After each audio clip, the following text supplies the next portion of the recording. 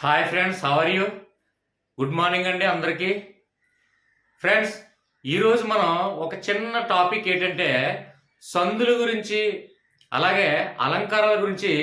అది టెట్కి DSC prepare అవుతున్నటువంటి friends కానివ్వండి, అలాగే 10th క్లాసు ఇంటర్మీడియట్ విద్యార్థులే కానివ్వండి, కొన్ని సందేహాలు కామెంట్ రూపంలో తెలియచేయడం జరిగిందండి. ప్రతి ఒక్క నా శ్రేయోభిలాషులు అందరూ కూడా కామెంట్ రూపంలో మీరు ఏదైనా సందేహాలు అడిగినట్లయితే ఖచ్చితంగా చేయవలసిన బాధ్యతగా నేను తీసుకొని ఈ చిన్న వీడియో అప్లోడ్ చేయడం జరుగుతుంది. డైరెక్ట్గా టాపిక్లో మనం మాట్లాడుకుందాం ఫ్రెండ్స్.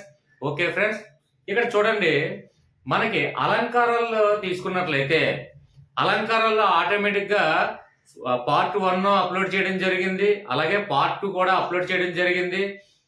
శ్రేయోభిలాషులైనటువంటి వీక్షకులు ఖచ్చితంగా పార్ట్ 1 పార్ట్ 2 చూసిన తర్వాత ఈ వీడియో చూసినట్లయితే అందులో మీకు కలిగినటువంటి సందేహాలు ఏమైనా ఉన్నట్లయితే కంప్లీట్ గా తొలగిపోతాయని మనవి చేస్తూ డైరెక్ట్ గా టాపిక్ మాట్లాడదాం ఫ్రెండ్స్. అందులో కొంతమంది ఫ్రెండ్స్ శ్రేయోభిలాషులు ఏమని అడిగారంటే, సార్ ఇక్కడ అలంకారాలు మనకి టాపిక్ తీసుకున్నట్లయితే అందులో ఉత్ప్రేక్ష అలంకారము, అతిశయోక్తి అలంకారము రెండిటికి వ్యత్యాసాన్ని కొంచెం గ్రహించడానికి కొద్దిగా కన్ఫ్యూజ్ గా ఉంది సార్. కొద్దిగా ఎక్స్ప్లెనేషన్ ఇంకా క్లియర్ గా, అంటే మా యొక్క మనస్తత్వానికి అనుగుణంగా కొంచెం చెప్పండి సార్, వివరించండి అని కొంతమంది శ్రేయోభిలాషులు అడిగిన మేరకు ఈ వీడియో చేయడం జరిగింది. కాబట్టి ఒకసారి టాపిక్ లో చూడండి ఫ్రెండ్స్. ఇక్కడ ఉత్ప్రేక్ష అలంకారము, అలాగే అతిశయోక్తి అలంకారము. అయితే ఫ్రెండ్స్, మనం ఉత్ప్రేక్ష అనేది మనం ఆల్రెడీ పార్ట్ 1 పార్ట్ 2లో అందులో మనం చూసాము ఫ్రెండ్స్. అయితే ఉత్ప్రేక్ష కొంతమంది విద్యార్థులకు ఉత్ప్రేక్ష అంటే ఏంటో తెలుసు, అలాగే సాపేక్ష అంటే ఏంటో తెలుసు, అలాగే ఆపేక్ష అంటే ఏంటో తెలుసు. ఇలాంటి తెలియని మన స్టూడెంట్స్ గురించి మనం ఉద్దేశిస్తూ సింపుల్ గా ఏదైతే ఒక లాజిక్ ని మనం ఉపయోగిస్తూ మనకి ఆ పాదాన్ని కానీ ఒక పంక్తి కానీ లేదంటే ఒక విషయం కానీ ఏదైనా తెలియచేయవలసినటువంటి విషయాన్ని మనం అలంకారప్రాయంగా చెప్పుకున్నప్పుడు దాన్ని ఏ అలంకారమో మనం గుర్తించాలంటే అలంకారాలకి ఏ విధంగా అనేది లాజిక్ ఫార్ములాలో నేర్చుకున్నాం ఫ్రెండ్స్. అందులో ప్రధానంగా చూసుకున్నట్లయితే ఉత్ప్రేక్ష అలంకారం, అతిశయోక్త అలంకారం రెండు కూడా ఒకేలా ఉన్నాయి అని మీ అభిప్రాయం ఫ్రెండ్స్, అంతేనా? ఇందులో ఉన్నటువంటి ప్రతి దాంట్లో మనం ఏదైనా ఒక సబ్జెక్ట్ తీసుకున్నట్లయితే అందులో సబ్జెక్ట్ తీసుకుంటాం, కాన్సెప్ట్ తీసుకుంటాం, అలాగే లాజిక్ తీసుకుంటాం. ఈ లాజిక్ మీకు అర్థం కాలేని సందర్భంలో ఇంకొక చిన్న లాజిక్ చూద్దాం ఫ్రెండ్స్. ఇంకా సింపుల్ గా చూద్దాం. నేను మీకోసం ఉన్నాను ఫ్రెండ్స్. దయచేసి ఒక్క ఫ్యూ మినిట్స్ బోరింగ్ అనుకోకుండా నా మీద కాన్సన్ట్రేషన్ చేస్తారని విజ్ఞప్తి చేస్తున్నాను ఫ్రెండ్స్. ఇది చూడండి, ఉత్ప్రేక్ష అలంకారంలో మనకి షార్ట్ కట్ మెథడ్ లో, అంటే చూసిన వెంటనే మనకి ఊహకి అందాలి. కాబట్టి ఇక్కడ ఉత్ప్రేక్ష అలంకారానికి ఇక్కడ ఫస్ట్ వర్డ్ మనం ఏం చూడండి, ఫస్ట్ వర్డ్ ఏంటి? ఊ అనే అక్షరం, అంటే ఊహాజనితమైనది అని గుర్తుపెట్టుకోండి అని ఫస్ట్ వీడియోలో చెప్పడం జరిగింది. అయితే ఇక్కడ ఉత్ప్రేక్షకి మనం గుర్తుపెట్టుకోండి, ఊ అనే అక్షరం ఊహ, అంటే ఇందులో ఊ మొదటి అక్షరం ఊ, మనం అనుకున్నది కూడా ఊహ, అంటే ఊ అక్షరం, అంటే ఊ అక్షరం అంటే ఇక్కడ ఉత్ప్రేక్ష అలంకారము అనే మన థాట్ రావాలంటే ఖచ్చితంగా ఊహకు సంబంధించిందే ఉత్ప్రేక్ష అని మీరు గ్రహించండి. ఊహ అంటే ఇచ్చినటువంటి దాంట్లో ఊహ సంబంధించినటువంటి ఏదైనా విషయం మనం గ్రహించినట్లయితే అది ఉత్ప్రేక్ష అలంకారము. ఎగ్జాంపుల్ తీసుకున్నట్లయితే ఈజీగా అర్థమవుతుంది ఫ్రెండ్స్. అలాగే ఇక్కడ చూడండి, చీకటిలో పిల్లిని చూసి పులి అని భ్రమపడ్డాను. అంటే ఇక్కడ ఏంటి వాస్తవం ఏంటి? పిల్లి అనే ఒక ప్రాణి ఉంది, జీవి ఉంది. అయితే పిల్లిని చూసి మనం ఏమని భ్రమపడ్డాము? పులి అని భ్రమపడ్డాం. అంటే ఇక్కడ ఏంటి? ఊహ, లేనిది ఉన్నట్టుగా ఊహించుకోవడమే ఊహాజనితమైనది. ఓకే ఫ్రెండ్స్, అర్థమైంది అనుకుంటాను. అంటే అక్కడ ఉన్నది వాస్తవం ఉన్నది ఏంటి? పిల్లి. కానీ మనం ఏ విధంగా ఊహించుకున్నాం, ఏ విధంగా ఇమాజిన్ చేసుకున్నాం? పులితో కంపేర్ చేసుకున్నాం. అంటే లేనిది ఉన్నట్టుగా, అంటే అక్కడ పులి లేదు, వాస్తవానికి పులి లేదు, కానీ ఉన్నటువంటి పిల్లి అనే జీవిని మనం పులితో ఊహించుకున్నాము, అంటే ఊహాజనితమైనది. కాబట్టి ఇక్కడ వాస్తవాన్ని గ్రహించారు ఫ్రెండ్స్. అంటే ఉన్నది ఒకటి, మనం ఊహించుకున్నది మరొక జీవిని. కాబట్టి ఇక్కడ ఏంటి, ఇక్కడ ఉన్నదాన్ని వేరేగా లేని దాని జీవితో, అంటే లేని సందర్భంలో అక్కడ ఏదైతే అది అక్కడ ఇక్కడ ఉన్నటువంటి జీవిని లేని జీవితో మనం ఊహించుకున్నాం కాబట్టి ఇది ఊహాజనితమైనది. ఇక్కడ ఒకే ఒక లాజ్ గ్రహించండి ఫ్రెండ్స్. ఇక్కడ ఏంటి, ఉన్నది ఒక పిల్లి అనేది ఉంది, అంటే ఒక జీవి ఉంది. ఆ జీవిని లేని జీవితో మనం కంపేర్ చేసాం. దానికి దీనికి అదే చిన్న తేడా ఫ్రెండ్స్. అది చూడండి ఒకసారి. ఇక్కడ ఏంటి, పిల్లిని పులిగా ఊహించుకున్నాం, పులిగా భ్రమపడ్డాం. అంటే ఉన్నటువంటి యథార్థమైనటువంటి జీవిని లేని జీవితో మనం ఊహించుకోవడం జరిగింది. ఓకే ఫ్రెండ్స్, అంటే లేనిది ఊహాజనితమైనది, అంటే లేనిది ఊహించుకోవడమే ఇక్కడ మెయిన్ లాజిక్. ఇక్కడ ఉత్ప్రేక్ష అంటే మొట్టమొదటి అక్షరం ఊ, అలాగే ఊహ మనకు గుర్తు రావాలి. ఊహ, ఇందులో ఊ అక్షరం, ఇందులో ఊ అక్షరం గుర్తుపెట్టుకోండి. అలాగే ఊహతో సంబంధించింది, అంటే లేనిది ఉన్నట్టుగా ఊహించుకోవడమే ఉత్ప్రేక్ష అలంకారము. అర్థమైందని భావిస్తాను. దీనికి పోలుస్తూ కంపేర్ చేసి వాస్తవాన్ని గ్రహించినట్లయితే ఉత్ప్రేక్ష అలంకారానికి అతిశయోక్తి అలంకారానికి చిన్న లాజిక్ ఉంటుంది ఫ్రెండ్స్. ఆ చిన్న లాజిక్ చూస్తే ఇంతేనా, దీనికోసమైనా మిమ్మల్ని కామెంట్ రూపంలో నేను అడిగి సందేహించాను అనే ఆలోచన మీకు వస్తుంది. చూడండి ఫ్రెండ్స్, ఇక్కడ అతిశయోక్తి అలంకారము. అతిశయోక్తిలో ఇక్కడ చూడండి, మొట్టమొదటిగా ఏముంది మనకి, ఫస్ట్ ఆఫ్ ఆల్ లాజిక్ మనకి రావాలి ఫ్రెండ్స్. మనకి ఉత్ప్రేక్ష, సాపేక్ష ఇలాంటి పదజాలాలు మనకు అర్థమైతే నేను క్లాస్ చెప్పడం ఎందుకు ఫ్రెండ్స్? ఆ మెటీరియల్లో మీరే చదువుకుంటారు. లేదంటే క్లాసులో బోరింగ్ గా టీచర్ చెప్పేటప్పుడు బోరింగ్ గా విద్యార్థి సైకాలజీ వేరే విధంగా తప్పుదోవ పట్టడానికి కారణం, అంటే వేరే ఆలోచనకి వెళ్ళడానికి ఆ సబ్జెక్ట్ మీద కానీ ఆ క్లాస్ మీద కానీ కాన్సన్ట్రేషన్ లేకపోవడం గల కారణం ఏంటంటే అది స్టూడెంట్ తప్పు కాదు ఫ్రెండ్స్. ఎందువల్లంటే స్టూడెంట్ యొక్క సైకాలజీకి అనుగుణంగా టీచింగ్ ఇవ్వలేని సందర్భం అది టీచర్ తప్పు అని నేను భావిస్తున్నాను ఫ్రెండ్స్. ఎందుకంటే ప్రతి ఒక్క student poor student, intelligent students అనేవారు ఉండరు ఫ్రెండ్స్. ఎందుకంటే అందరూ కూడా, కొందరు ఇంటెలిజెంట్ స్టూడెంట్స్ ఎందుకు అవుతారు అంటే క్లాసులు చెప్పేటప్పుడు కాన్సన్ట్రేషన్, క్లాసు అంటే నేర్చుకోవాలి అన్న తపన, ఉత్సాహం, జిజ్ఞాస, కోరిక ఎక్కువగా చూపించడం వలన తను ఇంటెలిజెంట్ గా మారుతాడు. అంటే పూర్ స్టూడెంట్ ఎందుకు అలాగంటే ఆ పూర్ స్టూడెంట్ యొక్క మనస్తత్వాన్ని మనం గ్రహించకుండా క్లాసులు ఏ విధంగా చెప్తే అర్థమవుతుందో ఊహించుకోకుండా క్లాసులు వందలో గుంపులో గోవింద అన్నట్టు వందలో అందరికీ కూడా ఒకేలాగా చెప్పడం జరుగుతుంది. కాబట్టి ఆ విద్యార్థి ఏం చేస్తాడు, కాన్సన్ట్రేషన్ చేయలేడు, వేరే ఆలోచనలోకి వెళ్ళిపోతాడు. కాబట్టి సబ్జెక్ట్ నేర్చుకోలేడు. కాబట్టి మొట్టమొదటిగా టీచింగ్ చెప్పే ఎవరైనా సరే ప్రతి ఒక్క విద్యార్థి యొక్క మనస్తత్వాన్ని మనం ముందు గ్రహించి ఏ విధంగా, కొందరు కామెడీ చేస్తూ చెప్తే వింటారు ఫ్రెండ్స్, కొందరు చాలా సీరియస్ గా చెప్తే వింటారు ఫ్రెండ్స్, కొందరు బొమ్మల రూపంలో లేదంటే కథల రూపంలో, కొందరు ఏంటంటే ఆకతాయిగా చెప్తూ, కొందరికి ఏంటంటే నవ్వుతూ చెప్తూ, కొందరికి ఏంటంటే ఒక్కొక్కరి సైకాలజీ ఒక్కో విధంగా ఉంటది.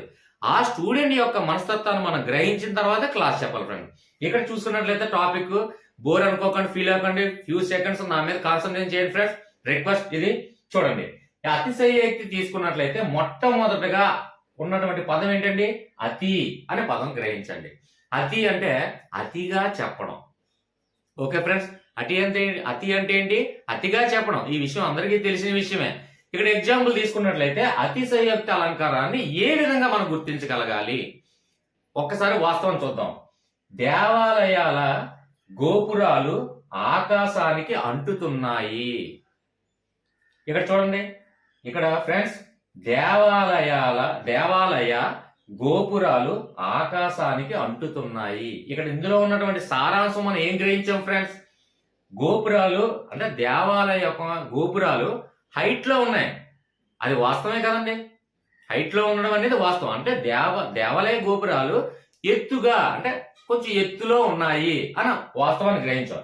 ఇక్కడ ఆ ఎత్తు అనేది ఏంటి, ఉన్నట్టుగా మనం అతిగా వర్ణించడం. అంటే ఎగ్జాంపుల్ చూడండి, దేవాలయ గోపురాలు ఆకాశానికి అంటుతున్నాయి అంటే ఇక్కడ ఉన్నది లేనట్టుగా ఊహించుకుంటే ఉత్ప్రేక్ష అలంకారం, ఉన్నది అతిగా ఊహించుకుంటే అతిశయోక్తి అలంకారం. ఏం ఫ్రెండ్స్, చాలా సింపుల్ కదా, అర్థమైందనే భావిస్తున్నాను. ఇంకా ఈ రెండు ఎగ్జాంపుల్కి మధ్య కంపేర్ చేస్తూ చూద్దాం ఫ్రెండ్స్. ఇక్కడ చూడండి, చీకటిలో పిల్లిని చూసి పులి అని భ్రమపడ్డాము. అంటే ఇక్కడ ఉన్నది ఒక జీవి, లేని జీవితో మనం భ్రమపడ్డాము. అంటే ఉన్నదాన్ని లేని దానితో, అంటే లేని దాన్ని ఊహించుకున్నాం. ఇక్కడ చూసుకున్నట్లయితే దేవాలయ గోపురాలు ఎత్తులో ఉన్నాయి, ఉన్నదే, కానీ అదే ఉన్నదాన్నే ఆకాశానికి అంత ఎత్తులో ఉన్నాయి. అంటే అక్కడేంటి, ఉన్నదాన్నే వాస్తవాన్నే చూపిస్తున్నాం, కానీ ఆకాశానంత ఎత్తులో ఉన్నాయి అంటే అతిగా చెప్తున్నాం, అతిగా వర్ణిస్తున్నాం. ఇక్కడ ఉన్నది లేనట్టుగా ఊహించుకున్నాము, ఇక్కడ ఉన్నదాన్నే ఉన్నట్టుగానే చెప్తూ అతిగా చెప్తున్నాం. అదే అతిశయోక్తి ఫ్రెండ్స్, అంతకుమించి వ్యత్యాసం ఏమీ లేదు. ఈ చిన్న లాజిక్ మీరు గ్రహించండి. అర్థమైందనే భావిస్తున్నాను ఫ్రెండ్స్.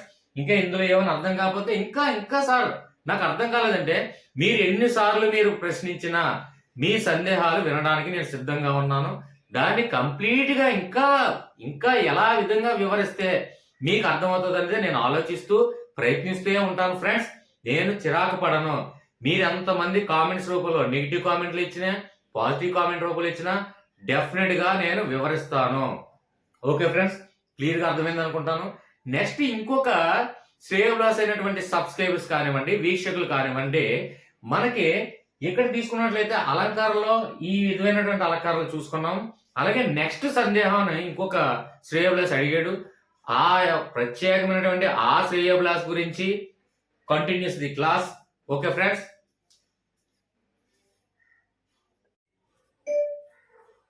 చూడండి, కామెంట్ రూపంలో ఇంకొక శ్రేయోభిలాషి చిన్న సందేహం అడిగాడండి. అది చాలా వరకు కామెంట్ రూపంలో ఎక్కువ మంది అడుగుతున్న ప్రశ్నలు కాబట్టి ఫస్ట్ వీడియో చూసిన తర్వాత ఇందులో ఉన్నటువంటి వ్యత్యాసాన్ని మనం చూడడం కోసమే కంటిన్యూ చేస్తున్నాను.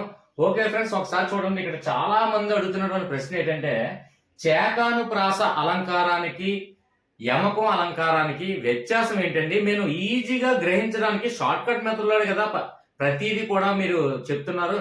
అలాంటిది ఈ చేకానుప్రాస అలంకారానికి యమకం అలంకారానికి చిన్న వ్యత్యాసం, లాజిక్ ఏంటో మాకు తెలియచేయండి అని చాలా మంది వీక్షకులు అడుగుతున్నారు ఫ్రెండ్స్. కాబట్టి మరలా ఒకసారి చూడండి. చేకానుప్రాస మొట్టమొదటిగా నేను మొదటి వీడియోలో ఆల్రెడీ చెప్పాను. చేకాను అంటే ఇక్కడ చూడండి, కా అనేది కా అనే అక్షరం మినహాయించండి. మిగిలినటువంటి రెండు అక్షరాలు ఏంటి? చేను. ఇది మాత్రమే గుర్తుపెట్టుకోండి. ఈ చేను ఎందుకు మెథడ్ అనేది ఉపయోగించాలి అంటే ఒకసారి మీకు అర్థమవుతుంది ఫ్రెండ్స్. చేను అంటే చేకానులో కా మినహాయిస్తే మిగిలిన రెండు అక్షరాలు ఏంటండి? చేను. అంటే ఎగ్జాంపుల్ చూడండి, చేను అని ఎందుకు చెప్తున్నా అంటే ఇద్దరు అన్నదమ్ములు ఉన్నారండి. ఇద్దరు అన్నదమ్ములు కూడా మొత్తం చూడండి, ఇక్కడ ఇది 10 ఎకరాలండి. 10 ఎకరాలు అంటే ఇక్కడ ల్యాండ్ ఎంత ఉందండి? 10 ఎకరాలు ల్యాండ్ ఉంది. అయితే ఇద్దరు అన్నదమ్ములు కూడా సరి సమానంగా 5 పంచుకున్నారండి, పంపుకోవడం జరిగింది. అయితే ఇక్కడ ఇందులో ఈ బ్రదరు వరి వేసాడండి. ఇక్కడ నువ్వులు వేసుకున్నాడు. అంటే తనకు వచ్చిన 5 ఎకరాల భూభాగంలో వరి వేసుకున్నాడు. ఇతనికి వచ్చినటువంటి భూభాగంలో నువ్వులు వేసుకున్నాడు అండి. నువ్వు పంట, నువ్వు చేను, లేదంటే వరి చేను అంటాం కదండి. ఆ విధంగా చేనుని ఈ విధంగా మనకి చేను అనగానే ఈ విధమైనటువంటి సంభాషణ అనేది మనకు గుర్తు రావాలి ఫ్రెండ్స్. కాబట్టి ఇక్కడ చూడండి, ఇది చేనే, ఇది కూడా చేనే. అయితే ఇందులో వరి చేను అంటే వరి వేసాడు. అంటే చేను అనేది ఒకటే, కానీ ఇందులో ఉన్నటువంటి లోన అర్థం ఏంటి, పరమార్థం ఏంటి? ఇందులో వరి చేను, ఇది నువ్వు చేను. ఓకే ఫ్రెండ్స్, మీకు అర్థమైంది. ఇది ఆల్రెడీ చెప్పడం జరిగింది కదా, మళ్ళీ ఎందుకు చెప్తున్నారో అని మీరు గ్రహించినట్లయితే ఒక్కసారి చూడండి. ఇందులో లాజిక్ లో మరీ చిన్న లాజిక్ చూడండి.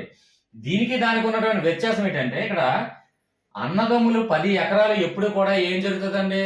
10 ఎకరాలు కంటిన్యూగా ఉంటది కదండి. 10 ఎకరాలు కలిసింది.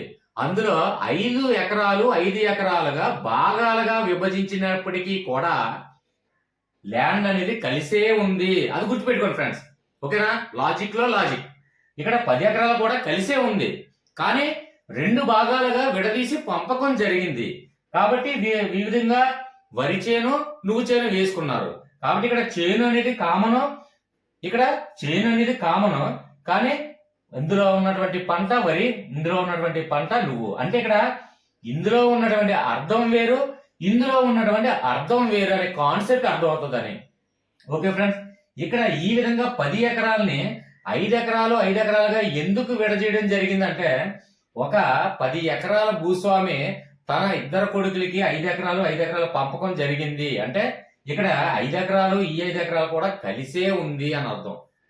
ఓకే ఫ్రెండ్స్, ఆ చిన్న లాజిక్ గ్రహించండి ఫ్రెండ్స్. అంటే 10 ఎకరాల భూమి కలిసే ఉంది అంటే ఇక్కడ ఉన్నటువంటి అర్థం ఏంటి?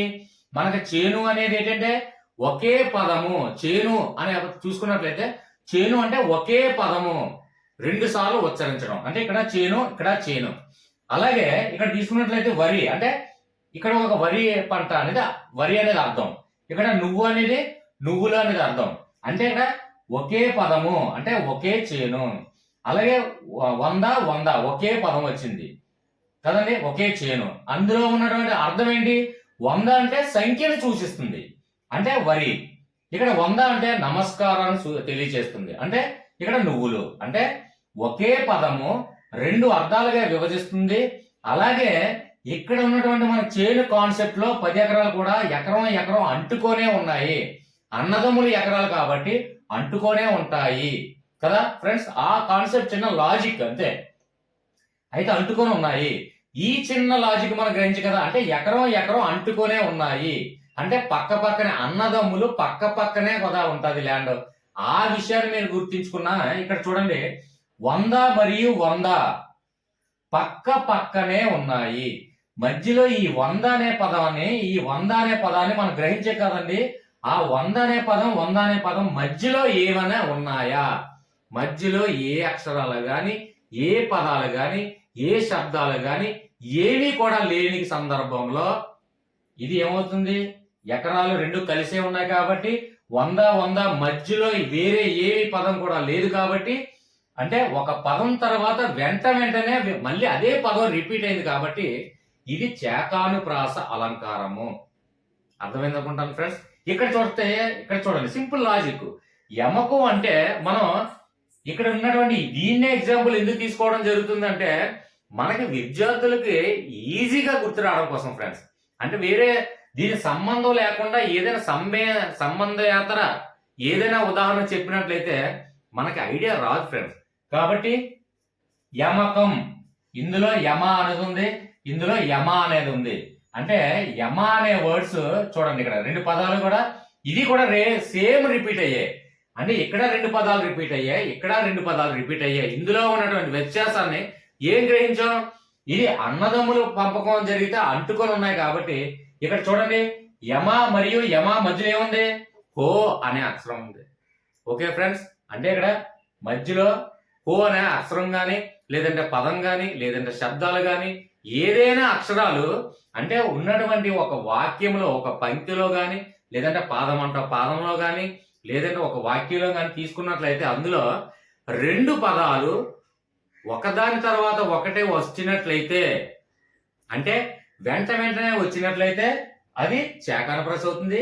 వెంటనే కాకుండా అదే పదాల మధ్యలో ఏదైనా పదాలు గాని, ఏదైనా అక్షరాలు గాని వచ్చాయంటే అది ఖచ్చితంగా యమకాలంకారంగా మనం గుర్తించండి. అంటే ఇక్కడ చూడండి, 100 100కి మధ్యలో ఏ అక్షరం గాని, ఏ పదం గాని లేదు. ఇక్కడ తీసుకున్నట్లయితే యమ అనే పదానికి ఇక్కడ కూడా సేమ్ 2 అర్థాలకు వేరువేరుగా వచ్చాయి. ఇక్కడ యమకి 2 కూడా వేరువేరే. యమహో అంటే యమహో అంటాం కదండి, ఆ విధంగా ఇక్కడ యమ అంటే యమధర్మరాజు నామం కలవాడు. కాబట్టి ఇక్కడ కూడా ఒకే పదం రిపీట్ అయ్యింది, ఇక్కడ కూడా ఒకే పదం రిపీట్ అయ్యింది. అయితే ఈ పదంలో వేరువేరు అర్థాలు ఉన్నాయి, ఈ పదంలో వేరువేరు అర్థాలు ఉన్నాయి. కానీ ఈ పదాల మధ్య ఏవి కూడా అక్షరాలు గాని పదాలు గాని లేవు. అంటే వెంటనే ఏర్పడింది. ఇక్కడ చూడండి, యమాకి మధ్యలో హో అనే అక్షరం ఏర్పడింది. అంటే యమాకి యమాకి వెంటనే ఏర్పడలేదు. మధ్యలో ఒక పదం గాని, లేదంటే ఒక లైన్ గాని, లేదంటే ఒక అక్షరం గాని, లేదంటే కొన్ని పదాలు గాని ఏర్పడవచ్చు. అంటే మధ్యలో ఏదైతే ఏర్పడుతున్నాయో మధ్యలో వ్యత్యాసాన్ని మనం గ్రహించినట్లయితే ఇది యమకం. అంటే యమకం అనేది చూడండి, ఇక్కడ యమహో యమ అనే ఎగ్జాంపుల్ తీసుకోండి. యమకం అనేది ఎప్పుడు యమ అనే మనకి మైండ్, అంటే ఇందులో ఉన్నటువంటి యమ అనే లెటర్ని మనం గుర్తించుకున్నాండి. అలాగే ఇందులో ఎగ్జాంపుల్ యమాను గుర్తించండి. ఇదే యమకం ఏర్పడడం అంటాం. అంతే. అర్థమైంది అనుకుంటాను ఫ్రెండ్స్. అర్థం కాని ఎడల కామెంట్ రూపంలో తెలియజేయండి. ఇంకా దీన్ని ఇంకా ఏదైనా కథ రూపంలో ఏమైనా ఆలోచిస్తే వస్తాదేమో అని ఆలోచించి ఇంకా ఫ్రెండ్స్ మీకు ఇంకా క్లియర్గా వివరించడానికి నేను మ్యాక్సిమం ప్రయత్నిస్తూనే ఉంటాను. నా ప్రయత్నం మొత్తం ఒకటే, థంబ్నెయిల్ ఏదైతే ఉందో నేను అదే విధంగా ఈజీగా ఒక చిన్నగా, అంటే ఈ ఉత్ప్రేక్ష సాపేక్ష ఈ యమకాలు ఇలాంటి ఏవి కూడా మనకి సూత్రాలు కానీ ఏవి కూడా మన కంఠస్థ పెట్టకుండా, ఎందుకంటే నిత్యం వాడుతున్నటువంటి పదాలు కాదండి ఇవి. కాబట్టి ఏ విధంగా మనం మైండ్లోకి వస్తాయి? రావు కదా. అందుకే చిన్న హింట్లు అనేది మనం గ్రహించుకొని ఆ హింట్లు అనేది పెట్టుకున్నట్లయితే ఆటోమేటిక్గా అది చూసిన వెంటనే మన మొట్టమొదటి ఆలోచన ఆ హింటి మీదకి వెళ్ళిందంటే ఆటోమేటిక్గా అలంకారం కానివ్వండి, సందులు కానివ్వండి, ఛందస్సు కానివ్వండి, మరి ఏ ఇతర టాపిక్లు కానివ్వండి, ఏ సబ్జెక్ట్ కానివ్వండి, ఆటోమేటిక్గా అది గుర్తుకు వస్తుంది. Okay friends. నెక్స్ట్ ఇంకొక శ్రేయోభిలాషి సందుల మీద కొంచెం ఒకే చిన్న ఫ్యూ సెకండ్స్ అండి, ఇది సింపుల్ గా చెప్పేస్తానండి. Okay friends, continue the class.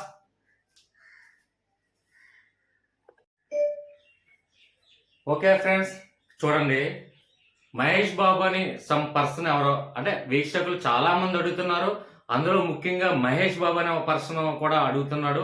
ఒక్కసారి చూడండి, చాలా మంది అడుగుతున్నటువంటి ఏంటంటే సవర్ణ దీర్ఘ సంధికి గుణ సంధికి ఉన్నటువంటి వ్యత్యాసాన్ని గ్రహించడానికి ఇబ్బంది పడుతున్నారండి. అది సింపుల్ గా చూద్దాం ఫ్రెండ్స్. ఇక్కడ చూడండి, మహి ప్లస్ ఈశ్వరుడు. ఒక్క చిన్న మనవి, సందులు పార్ట్ 1 పార్ట్ 2 చూసిన తర్వాత మాత్రమే, ఎందుకంటే డైరెక్ట్ గా ఇందులో సూత్రం గాని అందులో ఉన్నటువంటి లాజిక్ ని గాని నేను ఎక్స్ప్లెయిన్ చేయకుండా డైరెక్ట్ గా రెండిటికి ఉన్నటువంటి వ్యత్యాసాన్ని ఆల్రెడీ చూసినటువంటి, అంటే పార్ట్ 1 పార్ట్ 2 చూసినటువంటి వీక్షకులకి కోరిక మేరకు ఇందులో ఉన్నటువంటి వ్యత్యాసం ఏంటి అని తెలుసుకుంటారనే ఉద్దేశంతో డైరెక్ట్ గా చెప్తున్నాను ఫ్రెండ్స్. అది గమనించండి. కాబట్టి ఇక్కడ చూడండి, సవర్ణ దీర్ఘ సంధికి గుణ సంధికి ఏంటి సార్ చిన్న వ్యత్యాసం అని చాలా సార్లు అడగడం జరుగుతుంది. ఇందులో ఉన్నటువంటి సందేహం అనేది చాలా మందికి రిపీట్ అవుతూ వస్తుంది. కాబట్టి ఒక్కసారి చూడండి, ఇక్కడ ఏదైనా ఒక సంధిని సంపూర్ణమైనటువంటి రెండు భాగాలుగా, అంటే పరపదము పూర్వపదము అని ఇంక ఇలాంటివి ఏమీ కూడా నేను చెప్పకుండా డైరెక్ట్ గా రెండు భాగాలని చెప్పడం జరిగింది. ఒకసారి చూడండి ఆ వీడియో.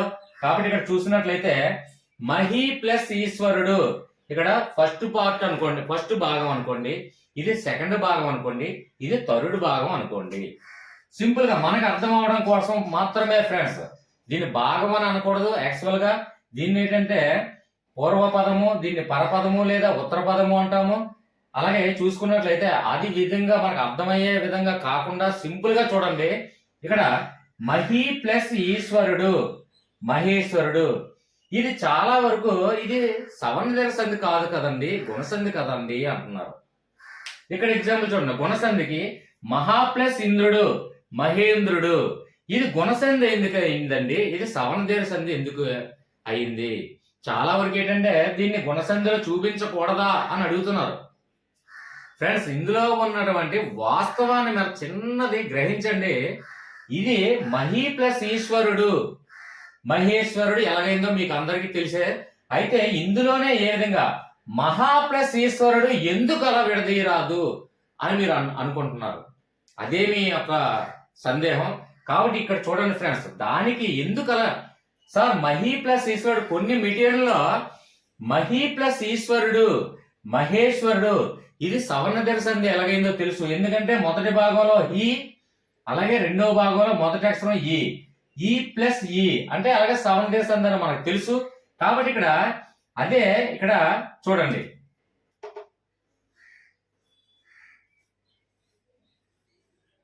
మహా ప్లస్ ఈశ్వరుడు,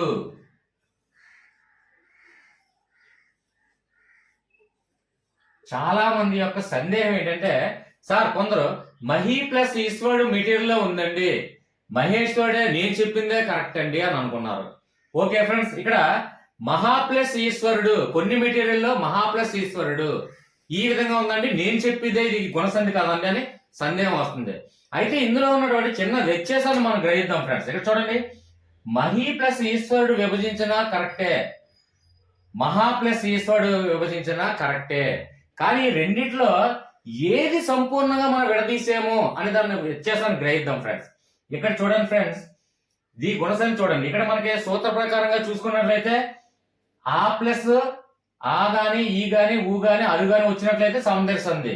ఇక్కడ ఆ వచ్చి ఈ గాని ఊ గాని ఏమైనా వస్తే గుణసంధి. ఆ విషయం ఆల్రెడీ మనం నేర్చుకున్నాం. కాబట్టి ఇక్కడ చూడండి, ఇక్కడ శబ్దాన్ని చూడండి, మహి ప్లస్ ఈశ్వరుడు విభజించినట్లయితే ఇది సక్రమమే, రైటే. అలాగే మహా ప్లస్ ఈశ్వరుడు కూడా రైటే. కానీ ఇందులో ఒరిజినల్ రైట్ ఇది.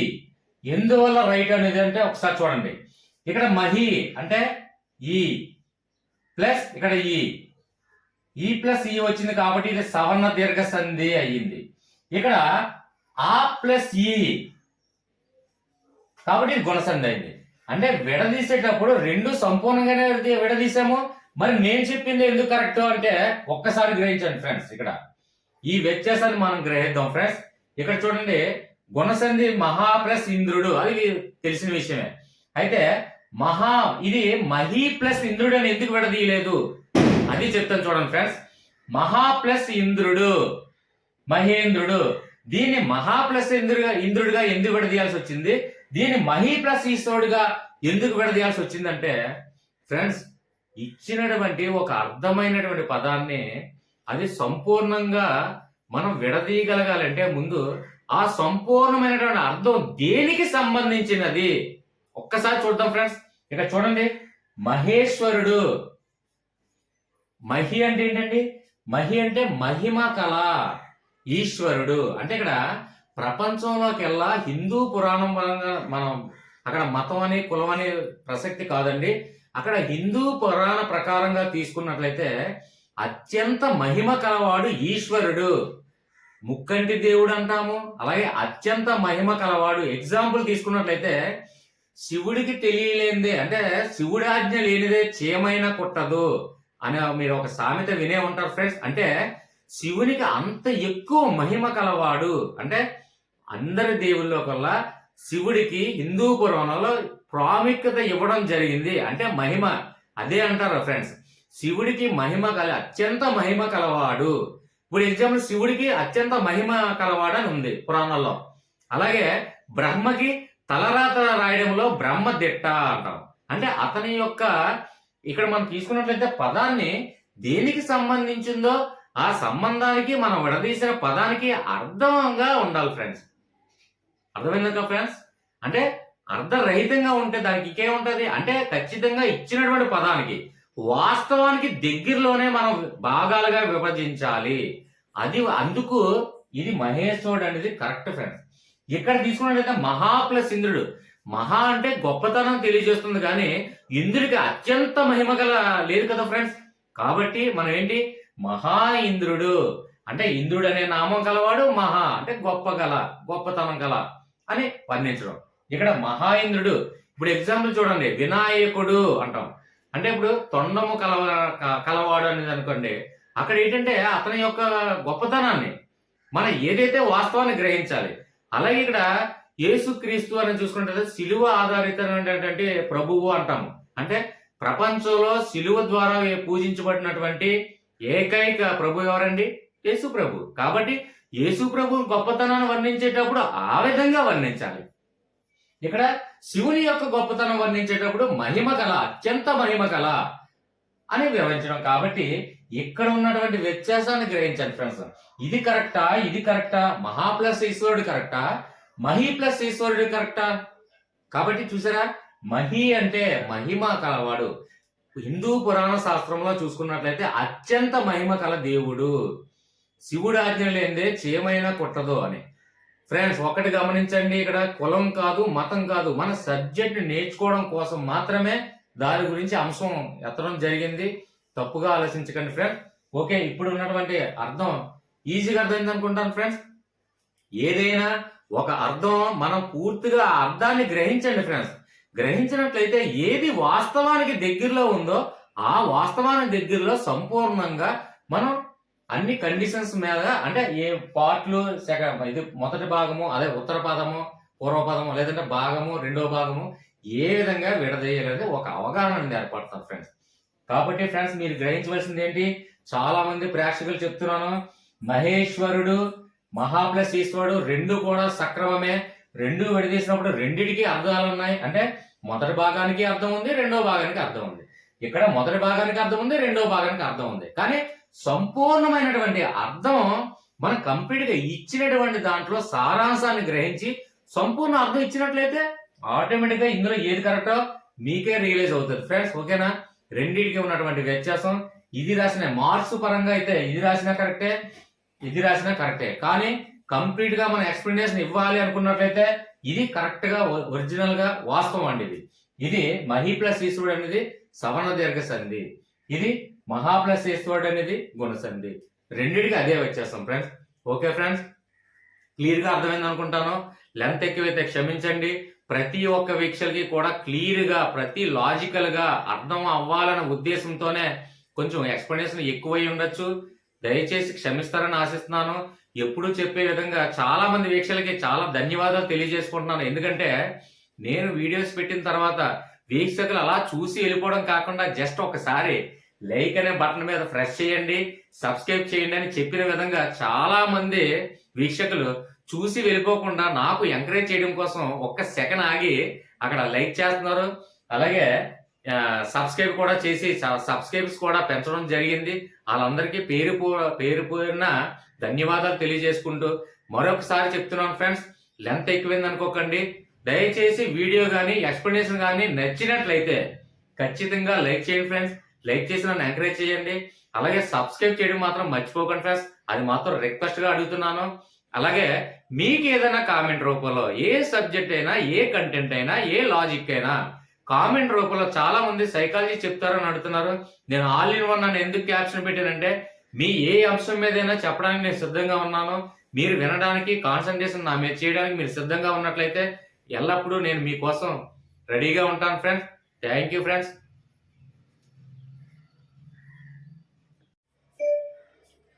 ఫ్రెండ్స్ చిన్న విజ్ఞప్తి చేయడం మర్చిపోయాను.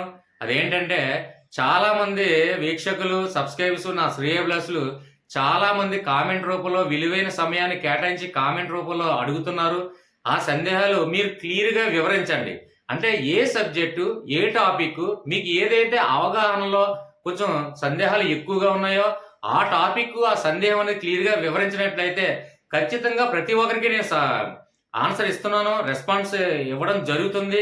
కాబట్టి ప్రతి ఒక్క వీడియో కూడా, ప్రతి ఒక్కరి సందేహాలు కూడా నేను కంప్లీట్ గా వివరించడానికే నేను ప్రయత్నిస్తాను.